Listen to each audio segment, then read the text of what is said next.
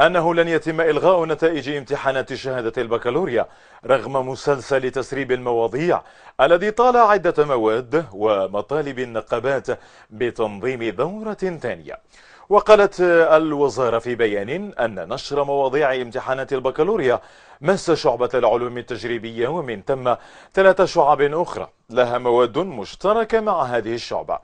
مؤكدة أن غالبية المترشحين فضلوا الاعتماد على جهدهم الخاص وعدم الاهتمام بالمواضيع المسربة، ولهذا تقرر من باب الأولوية ترك السير العادي للاختبارات. متابعة في الموضوع مع مريم حانوتية.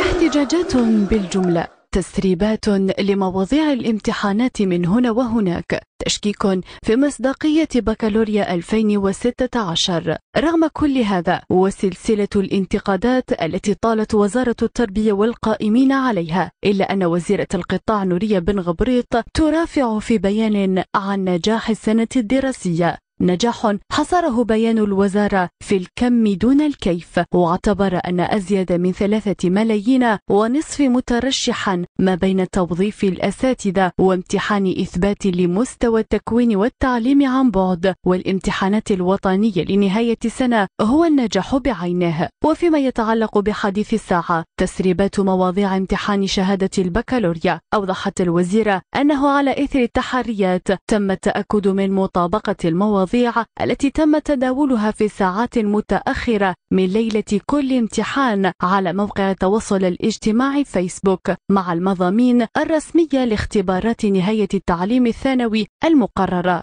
كما أبرز بيان الوزارة أن تسريبات مست شعبة العلوم التجريبية و3 شعب أخرى لها مواد مشتركة مع هذه الشعبة، وتم التعرف على أكثر من 15 صفحة فيسبوكية متورطة وضبط 150 حسابا على موقع التواصل الاجتماعي لكنها متمركزة بالخارج. بيان وزارة التربية رأى أن غالبية ما تم تسريبه في البداية كان مغلوطا، أما باقي التسريبات لم يهتم بها جل المترشحين الذين فضلوا العمل والاعتماد على النفس وعلى